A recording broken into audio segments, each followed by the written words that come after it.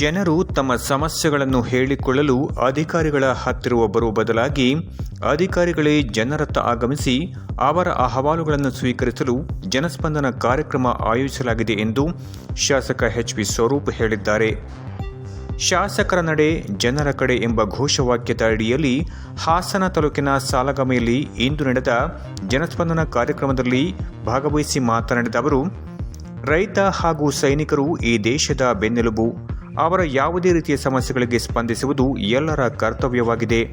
ರೈತರ ಯಾವುದೇ ಸಮಸ್ಯೆಗಳನ್ನು ಅಧಿಕಾರಿಗಳು ನಿರ್ಲಕ್ಷ್ಯ ಮಾಡಬಾರದು ಎಂದರು. ಇನ್ನು ಹಾಸನ ನಗರ ಪಾಲಿಕೆಯಾಗಿ ಘೋಷಣೆಯಾದ ಬಳಿಕ ಹಾಸನ ತಾಲೂಕಿನ 50% ಹಳ್ಳಿಗಳು ನಗರ ಪಾಲಿಕೆಗೆ ಒಳಪಡುವುದರಿಂದ ಅನೇಕ ಸಮಸ್ಯೆಗಳು ಎದುರಾಗಿವೆ.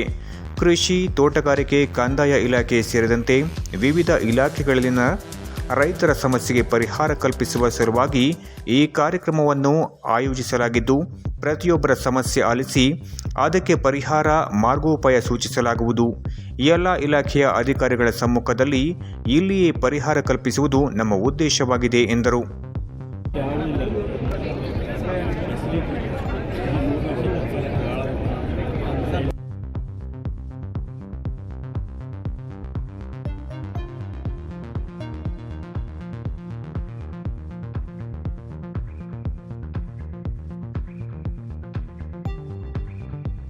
ನಮ್ಮ ಹಾಸನ ತಾಲೂಕು ಹಾಸನ ವಿಧಾನಸಭಾ ಕ್ಷೇತ್ರಕ್ಕೆ ಸಂಬಂಧಪಟ್ಟಂಗೆ ಇವತ್ತು ಬಹುತೇಕ 50% ಭಾಗ ನಮಗೆ ನಗರಕ್ಕೆ ಸೇರುತ್ತೆ, 50% ಭಾಗ ನಮಗೆ ರೈತರು.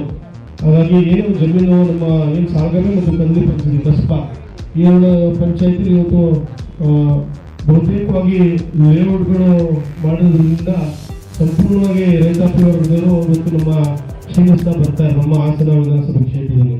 ಹಾಗಾಗಿ ಏನು ಕಸ್ಬಾ ಮತ್ತು ಸಾಗಮೆ ಭಾಗದಲ್ಲಿರುವಂಥ ರೈತರುಗಳಿಗೆ ನಾವೆಲ್ಲ ಸಹಕಾರನ ಮಾಡಬೇಕು.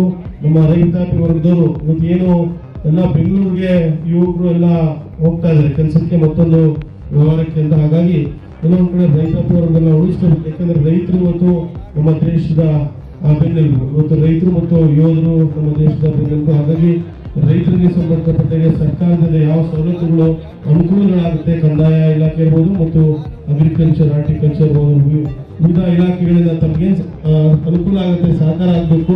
ಆ ನಿಟ್ಟಿನಲ್ಲಿ ನಾವೇ ತಮ್ಮ ಹತ್ರ ಬಂದು ಕೆಲಸ ಕಾರ್ಯಗಳನ್ನ ಮಾಡುವಂಥ ಕೆಲಸಗಳನ್ನ ಮಾಡಬೇಕು ಅಂತ ಈ ಒಂದು ಜನಸ್ಪಂದನ ಕಾರ್ಯಕ್ರಮವನ್ನ ಇವತ್ತು ಆಯೋಜನೆ ಮಾಡಿ ತಾವೆಲ್ಲ ಅಧಿಕಾರಿ ಬಂದಿರೋದೆಲ್ಲ ಪ್ರತಿಯೊಂದು ಇಲಾಖೆ ಅಧಿಕಾರಿಗಳು ಕೂಡ ಇವತ್ತು ಬಂದಿದ್ದಾರೆ. ಹಾಗಾಗಿ ತಮ್ಮ ಕೆಲಸ ಕಾರ್ಯಗಳು ಏನೇ ಇದ್ರು ಕೂಡ ಇವತ್ತು ಎಷ್ಟೊತ್ತಾದ್ರೂ ಕೂಡ ಸಂಜೆ ಆದ್ರೂ ಕೂಡ ಇವತ್ತು ನಾವೆಲ್ಲ ಕೂಡಿ ತಮ್ಮ ಕಷ್ಟ ಸುಖಗಳಿಗೆ ನಾವು ಭಾಗಿಯಾಗ್ತೀವಿ. ನಿಮ್ಮ ಕಷ್ಟ ಏನೇ ನಿಮ್ಮ ಕೆಲಸ ಇದ್ರು ಕೂಡ ಇವತ್ತು ಸಂಪೂರ್ಣವಾಗಿ ಇಲ್ಲೇ ಆ ಕೆಲಸನ ಮತ್ತೆ ನಾವು ಆ ಇಲಾಖೆಯ ಅದಕ್ಕೆ ಮತ್ತೆ ಹೋಗ್ಬಾರ್ದು, ಇಲ್ಲೇ ನಿಮ್ಮ ಕೆಲಸ ಕಾರ್ಯಗಳು ಆದಷ್ಟು ಕೆಲಸನ ಮಾಡಿಕೊಡುವಂತ ಕಾರ್ಯಕ್ರಮನ ಇವತ್ತು ಆಯೋಜನೆ ಮಾಡಿದ್ದಾರೆ. ಹಾಗಾಗಿ ಪ್ರತಿಯೊಬ್ಬರು ಕೂಡ ಯಾರು ಅನುಕೂಲಗಳಾಗ್ತಾರೆ ಒಬ್ಬೊಬ್ಬರೇ ಬಂದು ಕೆಲಸಗಳನ್ನ ಮಾಡಿಸ್ಬೇಕು. ಸುಮ್ಮನೆ ಎಲ್ಲರೂ ಏಕಾಏಕಿ ಎಲ್ಲ ವೇದಿಕೆ ಮೇಲೆ ಬಂದ್ರೆ ಕಾರ್ಯಕ್ರಮ ಅದು ಸರಿ ಹೋಗಲ್ಲ.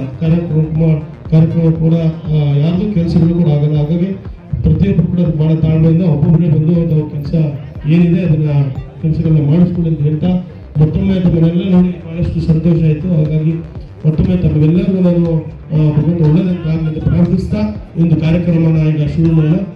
ಕಂದಾಯ ಇಲಾಖೆ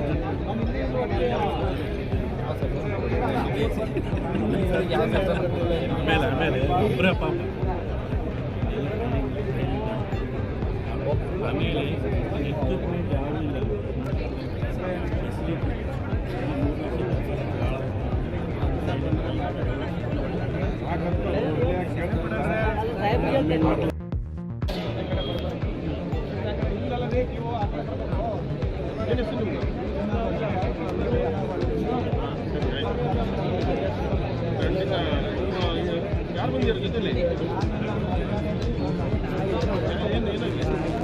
ಏನು